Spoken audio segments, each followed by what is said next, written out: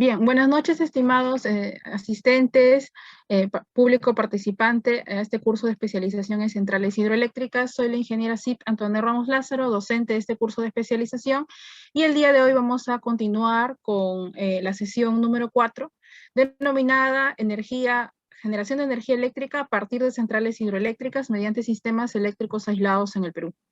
Bien, es sabido ya que en el Perú y en América Latina se trabaja activamente en la tecnología de la generación de energía eléctrica mediante centrales hidroeléctricas para poder abastecer la demanda eléctrica de la matriz energética de las naciones y por medio de ello lograr un desarrollo sostenible. Es por ello que en este curso de especialización se fomenta la aplicación de la tecnología de energía de centrales hidroeléctricas y se pretende impulsar el desarrollo de la generación de energía eléctrica mediante centrales hidroeléctricas, buscando una optimización eficiente y productiva de la electricidad para el beneficio de la sociedad, de los ciudadanos, de las comunidades, de las poblaciones, etcétera, ¿no? Por ello, los profesionales interesados van a obtener este conocimiento y las competencias en esta materia, comprendiendo todo lo concerniente a este tipo de proyectos sostenibles, contribuyendo así con el crecimiento del sector eléctrico de nuestro país, ¿no? Por ello, también se contribuirá con el análisis, reflexión y esclarecimiento de los procesos que forman parte del desarrollo de un proyecto de centrales hidroeléctricas, formando de esta manera al participante para que pueda manejar interdisciplinariamente las diferentes fases de los proyectos vinculados a centrales hidroeléctricas. Bien, entonces, continuando con el temario ya viendo desarrollado en las sesiones anteriores, en las clases anteriores, las sesiones 1, 2 y 3, corresponde el día de hoy a la sesión número 4, generación de energía eléctrica a partir de centrales hidroeléctricas mediante sistemas eléctricos aislados en el Perú. Y bien, ¿qué es lo que vamos a revisar primero? Bueno, los procedimientos de supervisión de sistemas eléctricos aislados en el Perú, el marco regulatorio de las microcentrales hidroeléctricas y las principales microcentrales hidroeléctricas pertenecientes a sistemas eléctricos aislados en nuestro país. Bien, bueno, ya he sabido los componentes principales de una central hidroeléctrica que fueron explicados en la primera sesión de clases, bueno, que corresponde a los embalses, a la presa, ¿no? A la casa de máquinas en donde se encuentra acoplado el generador con la turbina, ¿no? Y a su vez también la subestación de transformación o la subestación de potencia, y bueno, ya hacia la etapa de transmisión. Recordemos, ¿no?, de que según la Ley de Concesiones Eléctricas del año 1992, se estructura nuestro sistema eléctrico, ¿no?, en generación, transmisión y distribución de la energía eléctrica. Ya en generación encontramos las centrales hidroeléctricas, las centrales eléctricas, entre ellas las centrales hidroeléctricas, que forman un 48% de lo que corresponde a la matriz energética en nuestro país. El otro 48% corresponde a las centrales termoeléctricas a partir de gas natural, carbón, entre otros combustibles fósiles, y el 4% que pertenece a los recursos energéticos renovables, que son las RER, ¿no?, en las cuales se encuentra la energía solar, energía fotovoltaica y la energía de biomasa. Bien, entonces, aquí una gráfica un poco más detallada, ¿no?, corresponde pues a las partes principales de una central hidroeléctrica, como lo son el embalse, la presa, el acoplamiento, turbina, generador, el transformador de potencia y el tendido del sistema eléctrico. Bien, entonces las centrales hidroeléctricas del Perú conectadas al CI. Recordemos entonces también que nuestro sistema eléctrico tiene podríamos decirlo así, como una especie de dos tipos, ¿no? Una que es el Sistema Eléctrico Interconectado Nacional, que es el CI, en el cual se encuentra el parque de generación subdividido en tres áreas, ¿no? Área centro, norte y sur del Perú, en la cual vamos a encontrar una lista una lista, bueno, en este caso un compendio de centrales eléctricas, tanto como hidroeléctricas, térmicas, y así como también RER, ¿no?, que abastecen a cada área de nuestro país. Vemos aquí, por ejemplo, en la relación, en esta lista, el complejo hidroeléctrico El Mantaro, ¿no?, que constituye lo que es la central hidroeléctrica Santiago Antunes de Mayolo, más la central hidroeléctrica Restitución. Y bien, tenemos también en la lista la presencia de la central Huinco, la central Platanal, así como también la central Matucana, Yaupi, Cayahuanca, ¿no?, Moyopampa, Yanango, ¿no?, Gallito Ciego, Huanchor, y como vemos allí también, Pariac, Nueva Imperial, San Antonio, San Ignacio, ¿no?, entre otras. Y la presencia, por supuesto, también de las centrales termoeléctricas, que corresponde al parque de generación para el área centro de nuestro país. También observamos aquí el parque de generación del Sistema Eléctrico Interconectado Nacional en el CEI, para el área norte, como lo es Malacas, ¿no? El Cañón del Pato, Carhuaquero, que es una central hidroeléctrica también. Bueno, y vemos también aquí la central hidroeléctrica Pías, Carhuaquero 4, Santa Cruz, Cañabrava, entre otros, ¿no? Y observamos también aquí la presencia de las centrales, de las plantas eólicas, ¿no? Como lo son Talara, entre otras, ¿no? Entre otras centrales eólicas en nuestro país, ¿no? Que corresponden al área norte, ¿no? Y después también tenemos aquí en la presencia de las centrales eléctricas que abastecen el parque de generación del CEIN del área sur. Como vemos aquí también la central Charcani 5, vemos aquí Sangabán 2, Machu Picchu, también bueno, Charcani 4, La Joya, ¿no? Entre otras, ¿no? Visualizamos también aquí la presencia de las plantas fotovoltaicas o las centrales solares fotovoltaicas, como son Maje Solar, Panamericana Solar y Repartición Solar, como visualizamos en el cuadro del parque de generación del área sur de nuestro país.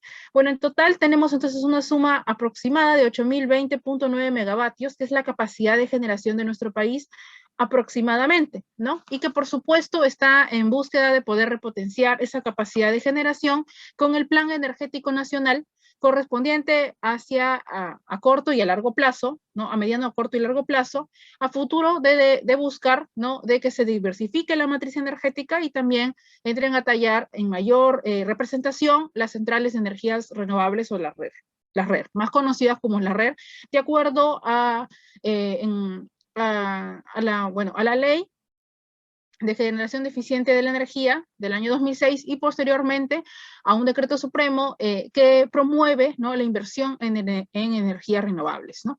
Y bien, bueno, tenemos aquí ya el tipo de generación, vemos aquí cuánto es la capacidad de generación en centrales hidroeléctricas, en centrales térmicas, en las centrales solares y las centrales o las plantas eólicas. Y bien, entonces, ya habiendo recordado, porque esto ya lo hemos explicado en las sesiones anteriores, respecto a cómo se compone el CEIN, cuáles son las partes de un sistema eléctrico, del sistema eléctrico de acuerdo a la ley de concesiones, que en la próxima clase vamos a abordar un poco a mayor profundidad lo que es ley de concesiones eléctricas, ¿no? Y vamos ahora a estudiar, ¿no? Lo concerniente a centrales hidroeléctricas mediante sistemas eléctricos aislados en el Perú. Bien, y para poder definir ello, tenemos dos tipos, específicamente lo relacionado con el procedimiento para la supervisión de la operatividad de la generación en sistemas eléctricos aislados, la RCD 220-2010 de los INERMIN, ¿no? Que nos detalla específicamente cómo debe de supervisarse o fiscalizarse un proyecto o una central hidroeléctrica que corresponde a un sistema eléctrico aislado. Y bien, bueno, dice el procedimiento, ¿no? Sobre la supervisión de la operatividad de la generación en sistemas eléctricos aislados, la confiabilidad y la continuidad del servicio eléctrico es un objetivo del sistema de generación eléctrico aislado, ¿no? Cuando nosotros hablamos de confiabilidad, estamos hablando de términos de calidad de energía y estamos hablando de estabilidad de sistemas de potencia. He sabido ya que nuestro sistema eléctrico, el sistema eléctrico es de corriente alterna, por ende está sujeto a fallas, ¿no? A interrupciones, está sujeto a salidas forzadas, así como también a cortes intempestivos, ¿no? ¿Y a qué tipo de fallas? Sobretensiones, sobrefrecuencias, subtensiones, subfrecuencias, entre otros, ¿no? Así como también cortocircuitos, fallas en la puesta a tierra, etcétera, ¿no? Entonces, la confiabilidad lo que busca es poder asegurar que el sistema, a pesar de ser un sistema eléctrico que va a tender por su naturaleza a presentar fallas, ¿no? En el sistema eléctrico, pueda asegurarse que permanezca estable. Y eso no implica que no existan fallas, ¿no? Fallas eléctricas, ¿no? Sino que estas puedan minorarse, menguarse o puedan de alguna forma controlarse, ¿no? Y esto a través de los sistemas de protección, ¿no? Y bueno, también a través de la correcta coordinación o la óptima coordinación del sistema eléctrico interconectado nacional a partir de, en tiempo real, ¿no? Con las mejores condiciones, de acuerdo, por supuesto, también a la norma técnica de calidad de la operación en tiempo real. En el NTCOR, ¿no? Y bien, entonces, regresando al procedimiento de supervisión, ya que mencionábamos allí, ¿a qué se refiere cuando hablamos nosotros de confiabilidad? ¿no? Y bien, entonces este procedimiento implementado en el año 2005, que luego en el 2010 fue modificado, contempla la obligación y exige a las empresas generadoras a brindar información oportuna para el cálculo de indicadores que garanticen los niveles aceptables de suministro de energía y también la implementación de un plan de contingencias operativas que mitiguen los efectos de las interrupciones del servicio, ¿no? Producto, por supuesto, de estas fallas que pueden presentarse en el sistema en tiempo real, porque eso es parte, ¿no?, del sistema eléctrico, ¿no? Y para ello también se presenta una serie de cumplimientos y de obligaciones señaladas en el procedimiento que se establece a partir de una escala de multas, ¿no?, y sanciones aprobadas por la resolución de OSINERMIN mediante consejo directivo. Y bien, entonces, ¿cuál es el objetivo de este procedimiento? Mejorar la confiabilidad y la calidad del suministro de servicio público de electricidad en los sistemas eléctricos aislados, ¿no? Entonces, aquí tenemos nuevamente los conceptos de confiabilidad y de calidad de energía, ¿no? Que es importante cuando vamos a ver lo concerniente, por supuesto, a la seguridad energética y sobre todo a la estabilidad, ¿no? La estabilidad energética de suministro eléctrico. Y bien, entonces tenemos como antecedente también el procedimiento de la norma técnica de la calidad de los servicios eléctricos, la NTC, ¿no?, que también está ínfimamente relacionada con la calidad de energía, ¿no?, y los parámetros que tienen que controlarse o fiscalizarse para hablar de calidad en el sistema eléctrico. Bueno, aquí tenemos una lista entonces de las empresas que están obligadas, ¿no?, que son concesionarias y están obligadas a prestar un servicio público de electricidad de calidad, ¿no?, como son las empresas que se pueden observar en esa lista que corresponden al mismo procedimiento de OSINERMIN. En la base legal, bueno, la ley del marco de organismos reguladores de la inversión privada en servicios públicos, la ley de concesiones eléctricas, entre otros, ¿no? Y bien, algunas definiciones, por ejemplo, ¿a qué se denomina una falla? La imposibilidad de una unidad o de una central de generación eléctrica para desempeñar una función que conlleve el estado de indisponibilidad para su operación y que pueda no afectar el suministro, ¿no? También, ¿a qué se denomina una interrupción? Es un corte total o parcial de suministro eléctrico como consecuencia de una salida forzada. También a qué se denomina máxima demanda, entre otros términos, ¿no?, que son importantes, como la salida forzada, también la interrupción intempestiva del funcionamiento de una unidad o central generadora, por falla, error o desperfecto ocasionado por causa propia o externa, ¿no? Y entonces tenemos ahí algunas definiciones que se enmarcan dentro del procedimiento de supervisión de la operatividad de la generación de sistemas eléctricos aislados. Y bueno, también nos detalla este procedimiento el tipo de metodología que debe de seguirse, ¿no? La empresa está obligada a presentar un plan de adecuación de confiabilidad del suministro y un plan de contingencia operativo, ¿no?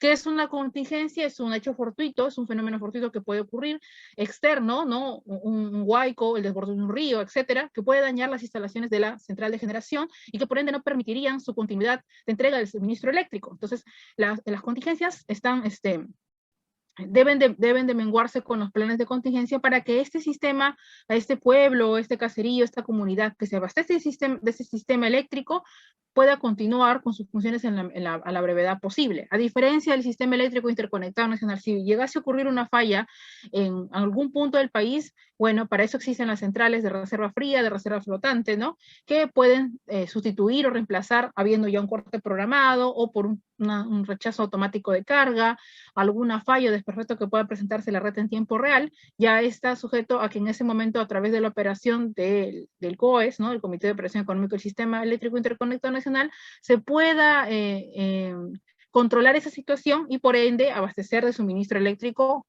a la población, ¿no? En este caso los usuarios libres, pero sobre todo los usuarios regulados que somos nosotros, casi la mayoría de ciudadanos. Y bien, entonces, los indicadores que se exigen en este procedimiento de la supervisión son en virtud del grado de confiabilidad y la calidad de suministro, así como también algunos aspectos técnicos que son importantes o variables a controlar. Aquí tenemos algunos datos técnicos y características técnicas de las instalaciones de generación, como visualizamos en la gráfica.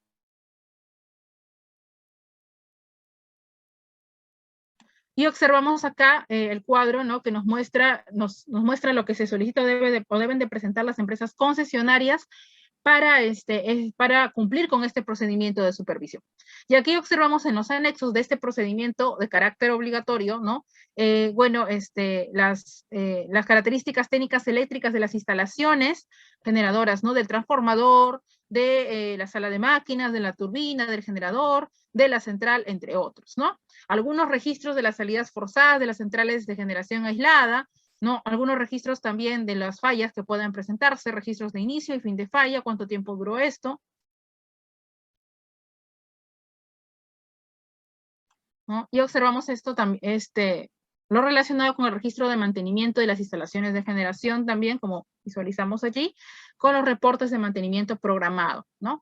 El registro también de racionamiento por déficit de generación, que puede ocurrir también en un sistema eléctrico aislado, y que también esto se registre y se envíe como parte de la información, ¿no?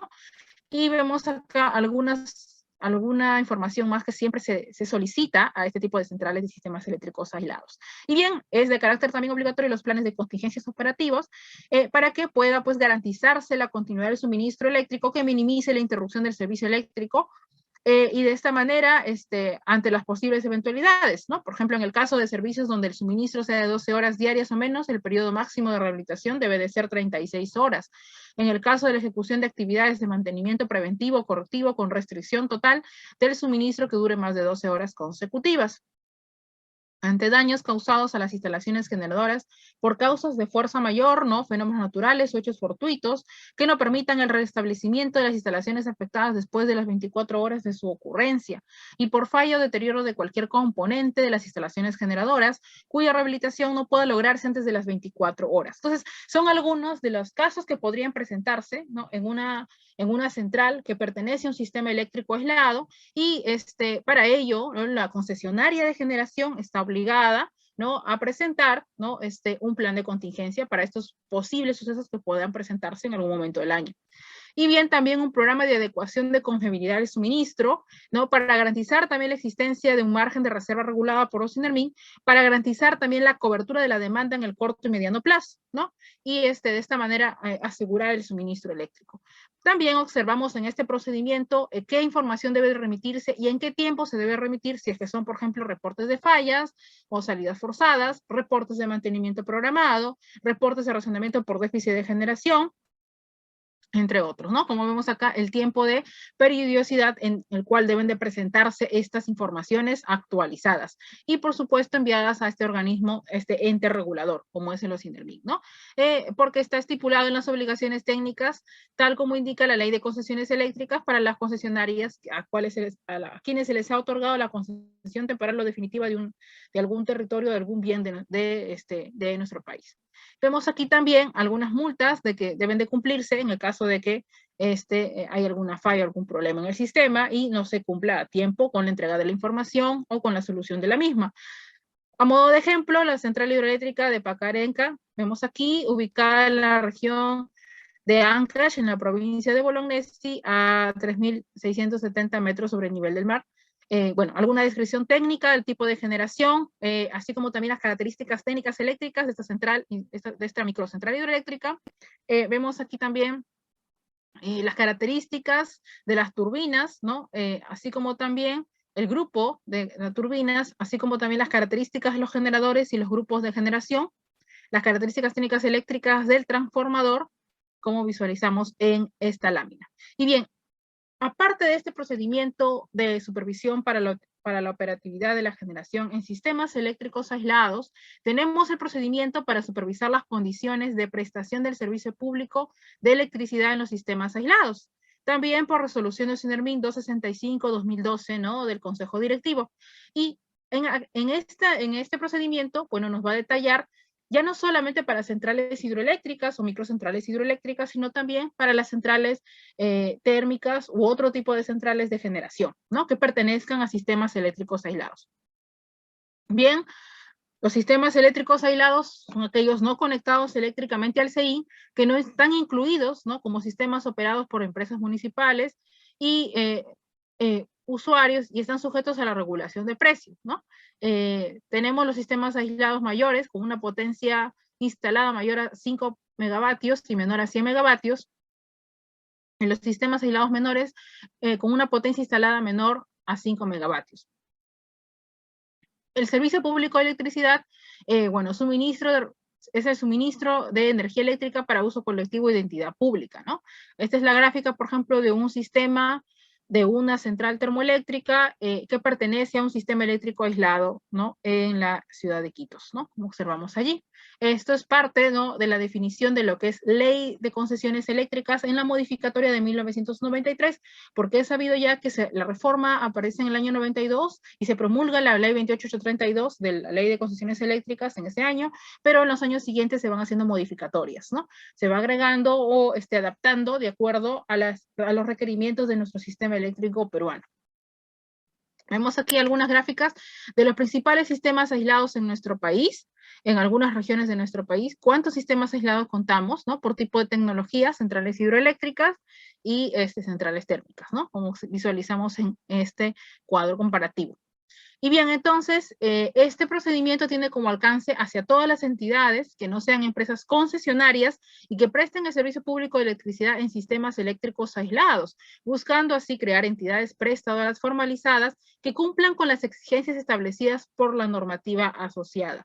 Vemos aquí entonces, bueno, este procedimiento, de acuerdo en conformidad, por supuesto, a los INERMIN y también a la Ley de Generación de Electrificación Rural, y bueno, por supuesto, a la Ley de Concesiones Eléctricas, ¿no? La Ley de Electrificación Rural que aparece en el año, a mediados del año entre 2006 en adelante, para lo que corresponde al impulso del desarrollo de la electrificación rural en nuestro país, que también es importante y bueno, que será pues este objeto ya de una explicación a mayor detalle en una próxima clase. Y bien, entonces, vemos aquí el objeto de la supervisión que forma parte de este procedimiento, como lo son las condiciones de prestación del servicio público de electricidad, cumpliendo las normas que regulan esta actividad. Así como también si estas actividades son realizadas por entidades que cuenten con concesión o con permiso municipal. Y se establecen procedimientos específicos con una metodología clara y correcta, ¿no? En la cual se calculen los indicadores que se comparan con las tolerancias establecidas y se verifica la información proporcionada mediante supervisiones en campo. Y por supuesto, de no cumplirse, ¿no? Esta a cabalidad, este procedimiento por parte de las empresas concesionarias, bueno, está sujeta a una aplicación de multas y sanciones, como ya veremos más adelante en esta sesión de clase. Y bien, entonces, tenemos allí una especie de diagrama de flujo que forma parte también de este procedimiento, ¿no? En el cual se detalla cuáles son los tiempos y los plazos para presentar esta información solicitada por este ente regulador, ¿no? Como es INERMIN, para poder fiscalizar el cumplimiento de las obligaciones que tiene la concesionaria de generación con los usuarios, ¿no? Con los usuarios y sobre todo con el objetivo de abastecer a la demanda, ¿no? Entonces vemos aquí el anexo, por ejemplo, del formato para sistemas eléctricos aislados, como visualizamos aquí, y así como también tipo de frecuencia en la cual debe de presentarse ello.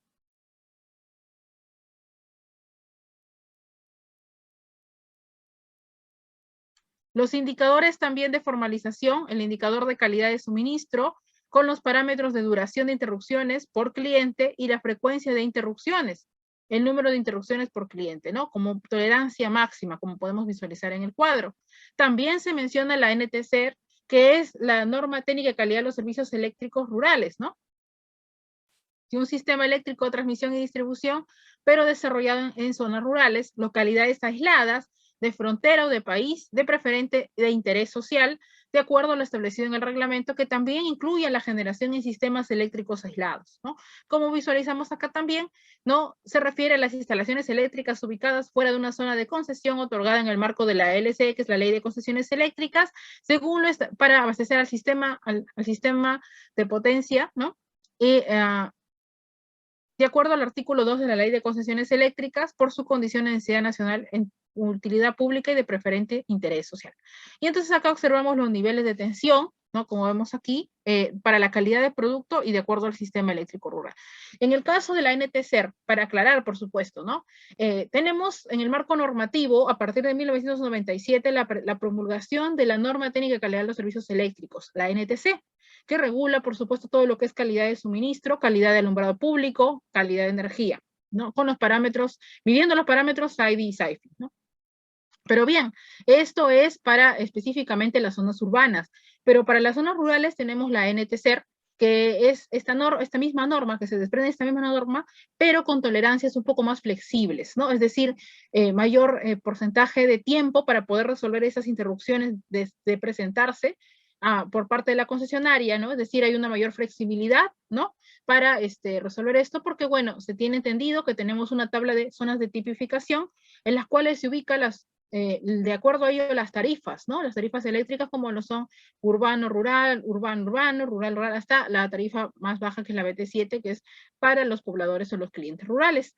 Y entonces, de acuerdo a ello, es que se estipula también la normativa en referencia a lo que es calidad en sistemas rurales, ¿no? Como recordemos con la NTSER. Entonces, es importante aclarar la diferencia. La NTC para lo que es zonas urbanas, ¿no? Y la NTSER para lo que son la normativa de la norma técnica de calidad de los servicios eléctricos rurales, ¿no? Como lo indica su mismo nombre. Y bien, tenemos aquí entonces el cumplimiento de la verificación. Se tiene concesión o permiso municipal para prestar el servicio público de electricidad. La veracidad de la información recibida se va a verificar. También el cumplimiento de las normas técnicas básicas y de seguridad y la subsanación de las deficiencias críticas, ¿no? Así como el incumplimiento de los indicadores de las tolerancias. Tiene que cumplirse con las tolerancias mínimas de los indicadores de acuerdo a lo que se detalla en el procedimiento, en este procedimiento, ¿no? Para regular todo lo que son los sistemas eléctricos rurales y sistemas eléctricos aislados específicamente.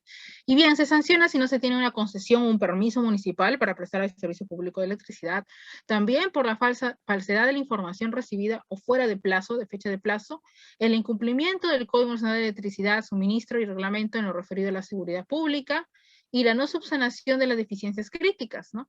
El exceder las tolerancias y límites de los indicadores, que también es importante, ¿no? Tenerlo en cuenta. Entonces son algunos de las expectativas de esta resolución. Y bien, también es importante mencionar las normas para la electrificación rural aprobadas por la Dirección General de Electricidad. En este caso, lo que ya expliqué hace un momento, la norma técnica de calidad de los servicios eléctricos, la NTSER, ¿no? Que en su esencia explica básicamente los rangos máximos permitidos de tolerancia para lo que son evaluar las variables eléctricas, ¿no? En función de lo que es calidad en alumbrado, calidad en suministro, calidad de tensión, entre otros parámetros o variables eléctricas. También en función del reglamento de supervisión de las actividades energéticas y mineras de los INERMIN, y también la aprobación de la tipificación de infracciones y escala de multas y sanciones por parte de este organismo regulador. Y bien, también nos detalla este procedimiento, ¿no? La descripción de las deficiencias, ¿no? Por supuesto, de acuerdo a la normativa, porque en el sector electricidad todo está estipulado en función de una normativa técnica eléctrica que nos va a detallar cuáles son los parámetros, cuáles son las normas y cuáles son las tolerancias permitidas o los límites permitidos en cuanto al desarrollo de un proyecto, en cuanto al desarrollo de un procedimiento, un proceso en el sector electricidad en función de la legislación y normatividad eléctrica peruana.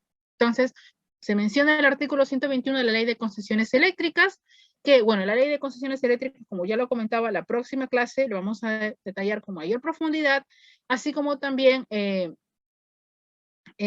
mercados eléctricos para una central eléctrica y vanguardia y modernización del sector eléctrico peruano, así como también mercados eléctricos al 2050. Entonces, observamos aquí también, bueno, la descripción de las deficiencias para obras civiles sin protección que pongan en peligro la seguridad pública, la inexistencia o la inoperatividad de elementos de protección eléctrica como los interruptores, los pararrayos o las puestas a tierra, y esto está estipulado donde en el Código Nacional de Electricidad Suministro. Recordemos que también según la normativa tenemos dos dos códigos en nuestro país que son importantes: el Código Nacional de Electricidad Utilización y el Código Nacional de Electricidad Suministro, ¿no? Entonces, aquí nos detalla también algunos criterios para lo que son protecciones eléctricas. Entonces, es importante también, ya que hablamos justamente de cumplir, en este caso, la distancia de seguridad, ya que estamos hablando de asegurar la estabilidad, ¿no?, de este sistema.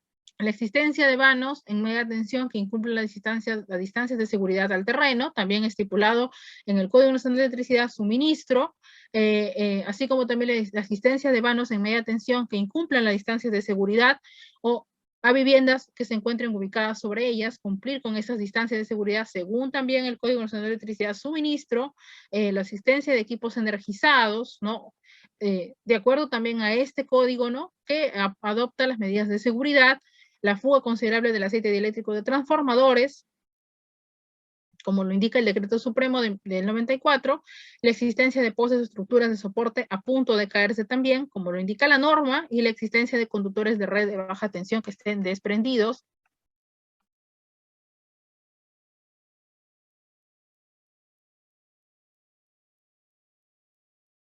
como lo indica la norma. Y bien, entonces, ya habiendo revisado, estudiado, explicado lo que son los dos procedimientos importantes en sistemas eléctricos aislados, ¿y por qué revisamos esto? Porque las centrales hidroeléctricas, específicamente las microcentrales hidroeléctricas, en su mayoría pertenecen a los sistemas eléctricos aislados, no forman parte del SIN. Y las microcentrales hidroeléctricas están consideradas como recursos energéticos renovables según lo que estipula el reglamento de la Ley de Generación de Eficiencia de Energía y también el Decreto Supremo de la Inversión para áreas, para sistemas on-grid y off-grid, conectados o no conectados al sistema eléctrico interconectado nacional. Y, por supuesto, en el marco de la promoción de la inversión de la generación de energía eléctrica mediante energías renovables. Vemos aquí entonces el Decreto Supremo, ¿no?, número 2013, ¿no?, 020-2013, el reglamento para la promoción de la inversión eléctrica en áreas no conectadas a la red, como podemos visualizar acá. El marco regulatorio de nuestro país en el sector energía nos indica, pues, ¿no?, que las tecnologías de recursos energéticos, las RER, ¿no?, ha permitido reducir las emisiones de dióxido de carbono, el CO2. Recordemos que ahorita estamos con la tendencia del protocolo de Kioto, los mercados de los bonos de carbono, ¿no?, y la mitigación así de los efectos de cambio climático y mejorar los niveles de seguridad energética del país. En el desarrollo de un marco normativo que promueve el ingreso de este tipo de tecnologías, se ha permitido el inicio de operaciones de centrales eólicas y centrales solares, ¿no? Entonces, uno de los principales objetivos de la Política Energética Nacional de 2010 a 2040, que fue aprobada por Decreto Supremo en el año 2010, es contar con una matriz energética diversificada, con énfasis en las fuentes de energías renovables y la eficiencia para desarrollar un sector energético con un mínimo impacto ambiental y con bajas emisiones de carbono en un marco de desarrollo sostenible. Ese es el objetivo, ¿no?, en el marco regulatorio. En el Perú, por ello, es que el desarrollo de proyectos de generación de energías renovables, las RER, no convencionales, por supuesto, se inician en el año 2008 con la emisión de un marco normativo especial que introduce el mecanismo de subastas para la promoción de inversiones privadas y la adjudicación de proyectos de recursos energéticos renovables. Este marco normativo se define como la red a las centrales instaladas de hasta 20 megavatios y está respaldado por la Ley de la Promoción de la Inversión para la Generación de Electricidad con el uso de energías renovables de acuerdo al Decreto Legislativo 1002, ¿no?, y el Reglamento de Generación de Electricidad con Energías Renovables como Decreto Supremo del año 2011. Así como también el Reglamento para la Promoción de la Inversión Eléctrica en áreas no conectadas a la red del Decreto Supremo 2013 y las normas y procedimientos correspondientes, ¿no? Entonces tenemos un marco normativo para RER, porque las microcentrales hidroeléctricas que ya hemos estudiado en las primeras sesiones de clase, que corresponden a la clasificación también, grandes centrales hidroeléctricas, mini centrales hidroeléctricas y microcentrales hidroeléctricas, como las microcentrales hidroeléctricas pertenecen a sistemas eléctricos aislados, en su mayoría, y algunas de ellas también conectadas al CEI, pero que están consideradas RER, es importante conocer el marco regulatorio para poder comprender el contexto legal de este tipo de centrales, de estas microcentrales hidroeléctricas. Y tenemos aquí el Decreto Legislativo 25844, la Ley de Concesiones Eléctricas y su reglamento, que será explicado con mayor profundidad en la próxima clase, ¿no? La Ley de Generación Eficiente del año 2008, que promueve las licitaciones y los contratos a largo plazo para el suministro de energía de clientes regulados. Recordemos que según la Ley de Concesiones Eléctricas tenemos dos tipos de clientes, o hasta tres. Los clientes regulados, los clientes libres y los grandes clientes libres, ¿no? En el marco normativo entonces de la red tenemos el Decreto Legislativo 1002, promoción de la generación de electricidad con uso de energías renovables, el Reglamento de Generación de Electricidad con Energías Renovables, la promoción de inversión eléctrica en áreas no conectadas off-grid, porque estamos hablando de sistemas aislados, es decir, que no están conectados a la red, y cuando no están conectados a la red son off-grid, ¿no? Y la resolución ministerial para el Plan de Acceso Universal de Energía. Entre los procedimientos también regulatorios de los INDERMIN tenemos el procedimiento sobre hibridación de instalaciones para generación red, sistemas híbridos. ¿Por qué sistemas híbridos? Porque corresponden a la generación de energía eólica más la energía solar. Estos proyectos que comprenden estos dos tipos de fuentes de generación se llaman sistemas híbridos. Los procedimientos para el cálculo de energía por causas ajenas al generador y los procedimientos sobre el ingreso, modificación y retiro de instalaciones en el CEIN, en el COES. Y bien, entonces tenemos aquí el marco regulatorio por el OSINERMIN, por el Ministerio de Energía y Minas, encargado de definir los requerimientos de energía, de elaborar y aprobar las bases y firmar los contratos resultantes de las subastas. Mientras que OSINERMIN, pues además de conducir las subastas, tiene la función de fijar los precios máximos y supervisar el cumplimiento de los contratos. Y aquí tenemos algunas de las funciones del Ministerio de Energía y Minas en el marco de lo que es el sector de electricidad de nuestro país, por supuesto, ¿no? Como son promover los proyectos que utilicen recursos energéticos renovables, la RER, elaborar el Plan Nacional de Energías Renovables, definir los requerimientos de energía para subastas, así como también las bases y la base de la subasta y firmar los contratos resultantes de estas subastas, ¿no? El OSINERMIN conduce las subastas, fija los precios, supervisa los contratos resultantes, liquida los ingresos de los generadores y a su vez lo relacionado con la red también, ¿no? El COES, el Comité de Operación Económica del Sistema Eléctrico Interconectado Nacional, coordina la operación del CEIN, ¿no? Al mínimo costo, preserva la seguridad del sistema y coordina el mejor aprovechamiento de los recursos energéticos y administra el mercado a corto plazo. Y bueno, finalmente también los proyectos de investigación sobre energías renovables, ¿no? Que también tienden a tener un apoyo, ¿no? Es decir, un fomento, ¿no? De este objetivo hacia el 2040 de la diversificación de la matriz energética en nuestro país, desde las universidades con los proyectos de investigación en energías renovables, en los sistemas híbridos, ¿no? Con la utilización de energía solar y eólica, en los proyectos con los temas de biogás, entre otros proyectos. Además del decreto legislativo número 1002 y su reglamento, el Estado peruano aprueba el Decreto Supremo 20-2013 con el fin de promover la inversión para el diseño, suministro de bienes y servicios, instalación y operación y mantenimiento de sistemas fotovoltaicos en las zonas rurales alejadas del país que no cuenten con redes ni servicio de electricidad. Esto porque la prestación de tal servicio mediante esquemas convencionales, es decir, redes eléctricas, sería muy costoso y técnicamente inviable, sobre todo para centros poblados, caseríos, zonas rurales, zonas alejadas, entre otros, ¿no? Este decreto también establece las subastas como mecanismo de mercado para adjudicar las instalaciones red autónomas, las cuales se definen como el conjunto de elementos que permiten dotar de electricidad al área no conectada a la red.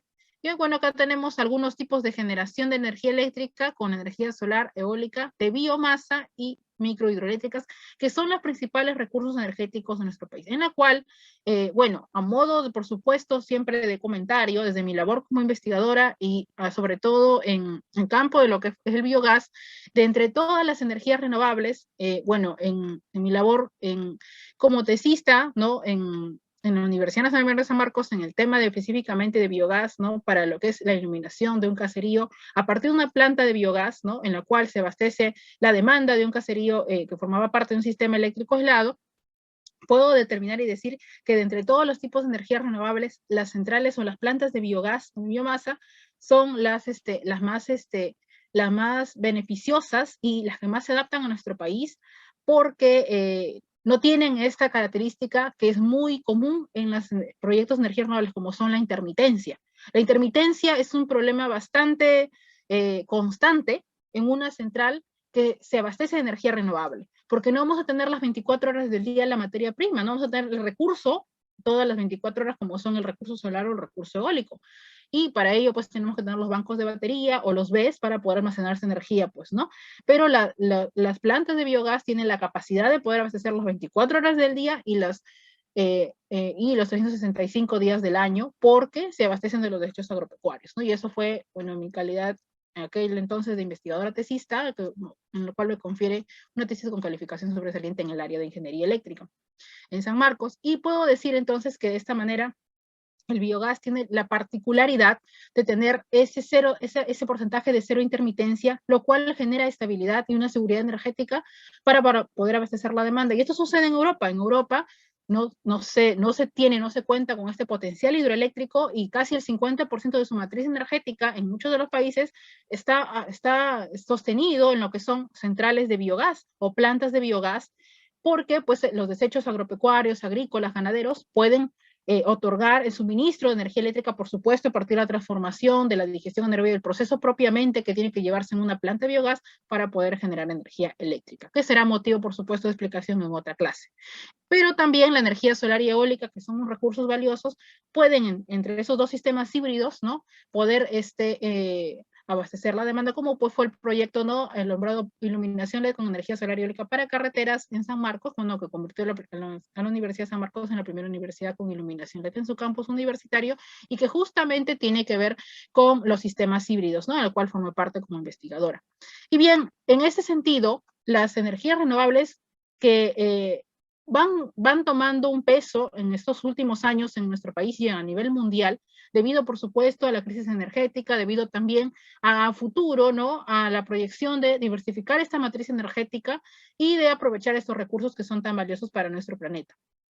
Y también las microcentrales hidroeléctricas que ya forman parte de estos recursos energéticos renovables, que también se adaptan a nuestro país para poder abastecer estas comunidades, centros poblados, caseríos y lugares alejados en nuestro país, pues que se encuentran, que requieren este suministro público de electricidad. Y bien, entonces tenemos aquí algún detalle más de lo que son energía de microcentrales hidroeléctricas. Bueno, para el aprovechamiento de este tipo de recurso, ¿no?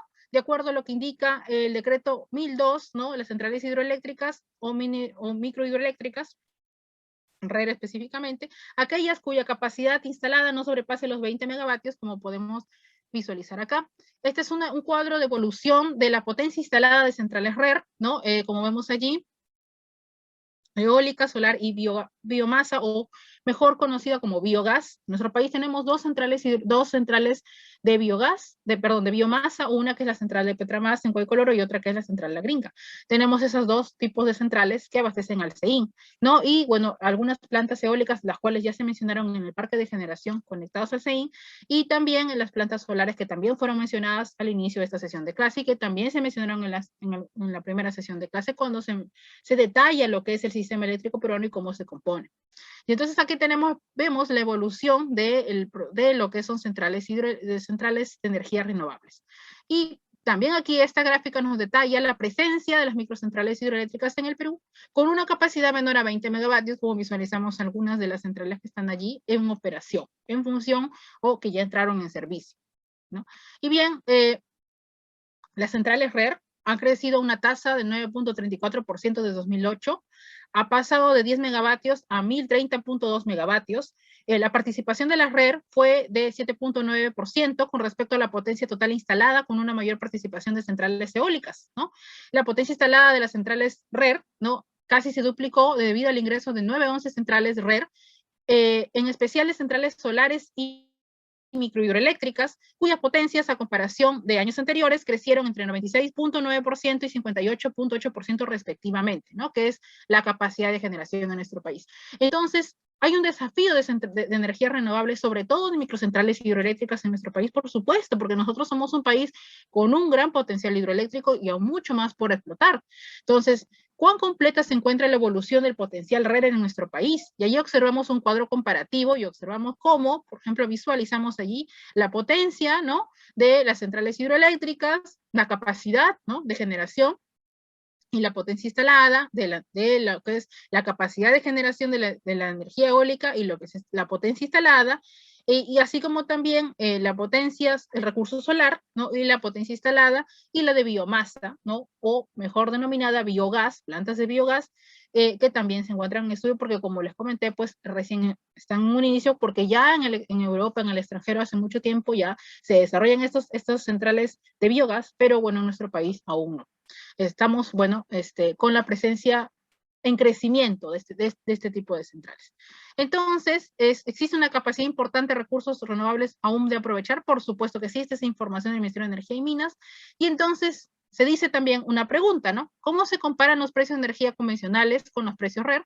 Entonces, aquí vemos, por ejemplo, el parque de generación eléctrica convencional, ¿no? Y un parque de generación eléctrica con centrales de recursos de energías renovables, como son las RER. Tenemos aquí las centrales hidroeléctricas, las centrales de carbón, y las de ciclo combinado, gas natural, entre otras, que son las convencionales. Es un parque de generación convencional, y tenemos acá un parque de generación a partir de centrales fotovoltaicas, de biogás, eólicas, de hidroeléctricas, microhidroeléctricas, porque estamos hablando de RER, y las centrales de biomasa, porque recordemos que biogás y biomasa no es lo mismo, ¿no? Biogás, proceso natural que se da a partir de la fermentación anaerobia en una planta de biogás para poder luego de ello aprovechar esto en la generación de energía eléctrica. En cambio, la biomasa se obtiene el biogás a partir de un proceso de combustión interna, ¿no? Que va a ser de alguna forma forzado para que se pueda obtener este recurso valioso como es el CH4, que es el metano, para la generación de energía eléctrica, ¿no?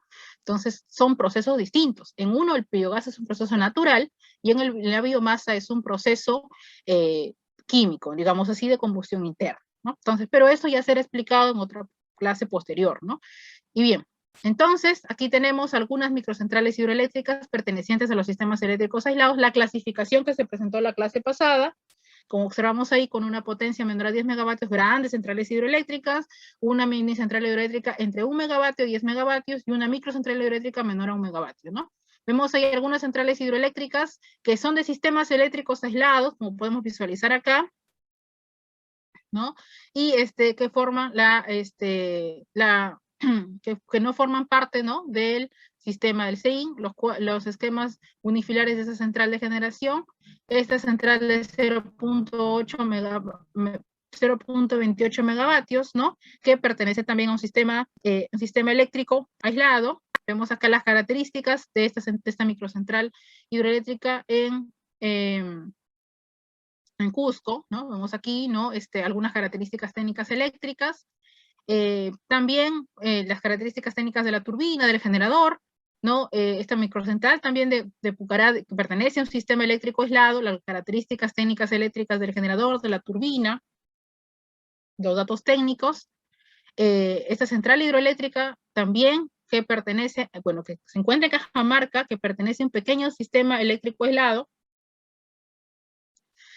tipo de central, ¿no? El año en que entre en servicio, que esté en la puesta en servicio, y sus características técnicas eléctricas del transformador, del generador, de la turbina, entre otros, ¿no? Que siempre es importante conocer o saber en una central o en una microcentral hidroeléctrica, porque esto es importante, ¿no? Eso es prácticamente la información más esencial para poder saber el funcionamiento de una central.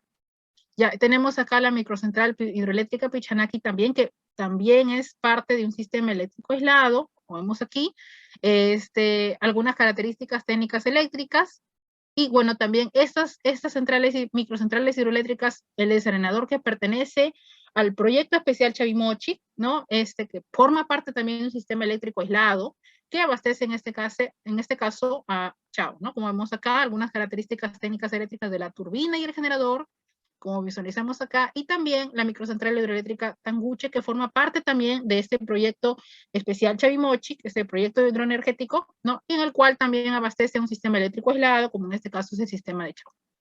Vemos acá también sus características técnicas eléctricas, ¿no? De la turbina, del generador, como visualizamos acá, algunas características, ¿no?